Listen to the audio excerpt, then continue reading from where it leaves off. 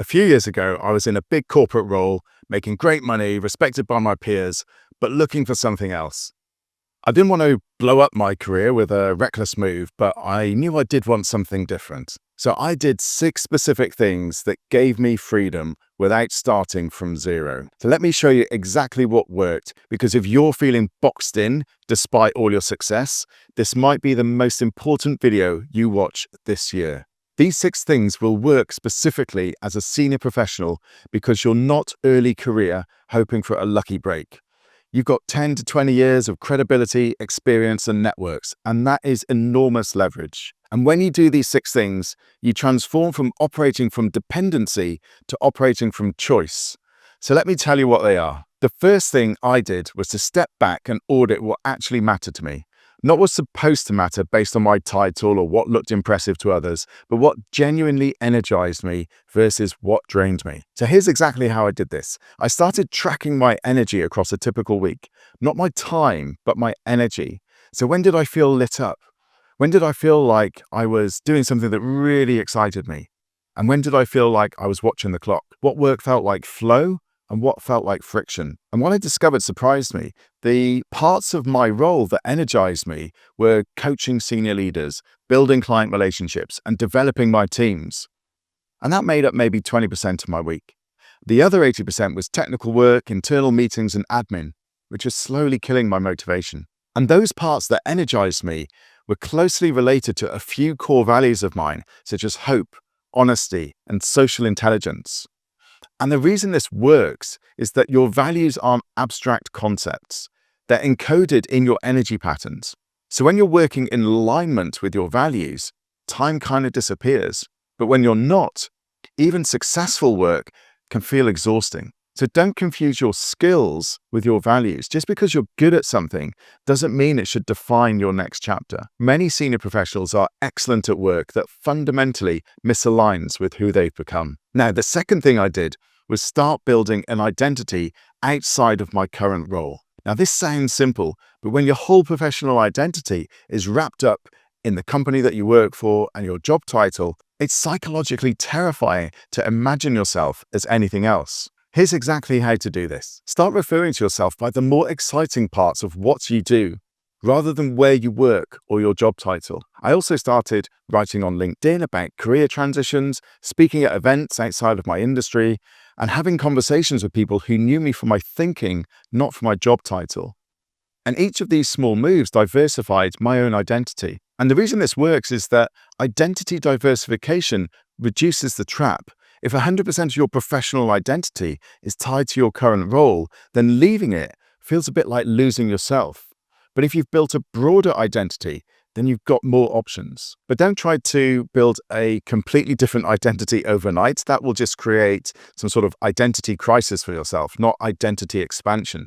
So start small, one article, one conversation, and let your new identity grow alongside your current one. The third thing I did was start having what I call exploratory conversations.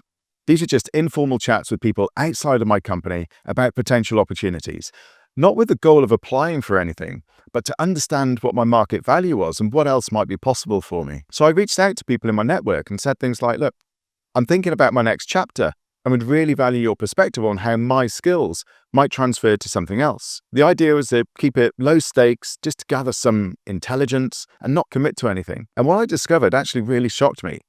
My skills were far more valuable and transferable than I'd actually thought. The sunk cost of my previous career wasn't an anchor, it was portable capital that I could reinvest in multiple directions. And the reason this works is that when you're trapped, you underestimate your options. These conversations expand your sense of what's possible for you without requiring you to make any commitments. You're just testing the waters, you're not jumping in. But don't approach these conversations as covert job interviews. If you're disingenuous, people can tell, and you'll burn those bridges. Just frame them honestly as exploratory, which is what you're trying to do, and people will help you. One of my clients has spent almost 2 decades in senior operational roles, and he was convinced that his experience was just too specialist for anything outside of his industry. But when we dug a little deeper into his strengths, he realized his value wasn't in the sector, but it was in the way that he solved complex problems and brought teams together. So he reached out to a handful of old contacts that he hadn't spoken to in years for some of them. And within weeks, he was having conversations with companies he never imagined he'd be a fit for.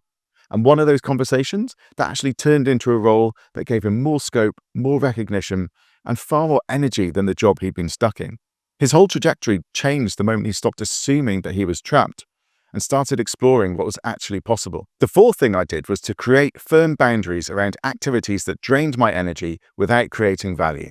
So when you're trapped, you often feel like you've got to say yes to everything to maintain your position. But that deepens the trap that you're in. So I identified my 3 biggest energy drains, and for me, it was certain internal meetings, low-value administrative tasks, and certain networking events that I didn't enjoy. And then I systematically started declining or delegating them.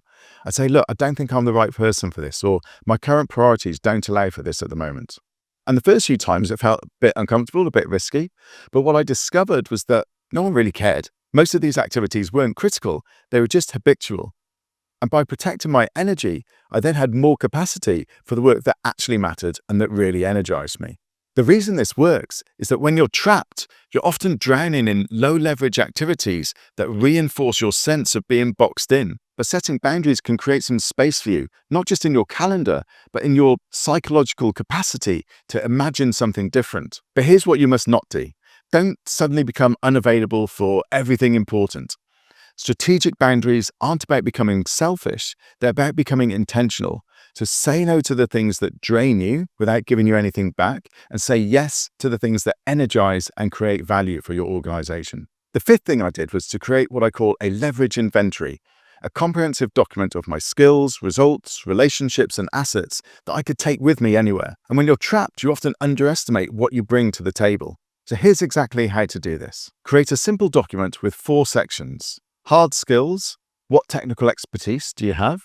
Soft skills, how do you lead, influence, and build relationships? Your results, so what measurable outcomes have you delivered? And your network, so who values your expertise and who would help you? I spent 2 hours doing this exercise and it fundamentally changed how I saw myself. I wasn't just partner at KPMG, I had 20 years of transferable expertise, a track record of delivering complex projects, and a network of over 100 senior leaders who respected my work. The reason this works is that documenting your leverage makes it real. When it's just in your head, it's kind of just fuzzy and undervalued. You can't really place your finger on it. But when it's written down, you can see the full scope of what you're going to bring to whatever your next role is. And it transforms you from being stuck in your current role to being a professional with portable assets. The 6th and final thing I did was to create a proper 12-month runway plan. Not to leave immediately, but to know I could leave strategically when the time was right. And this was the difference between kind of quitting in a bit of a panic, which would have damaged everything that I'd built, and a strategic exit, which preserved my credibility and opened up new opportunities for me. Now, this 6th step is so important that I've created an entire video breaking down exactly how to build this strategic runway step by step. Because here's what I discovered working with hundreds of other senior professionals. Knowing what you want to change is useless if you don't know how to make the move strategically.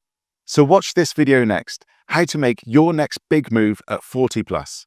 I'll walk you through the exact strategic framework for building that 12-month runway plan, including how to test opportunities, build financial security, and make your move with confidence rather than panic. And if you want some help making your next bold career move, I run a program called Atomic Ambition, which is guaranteed to help you.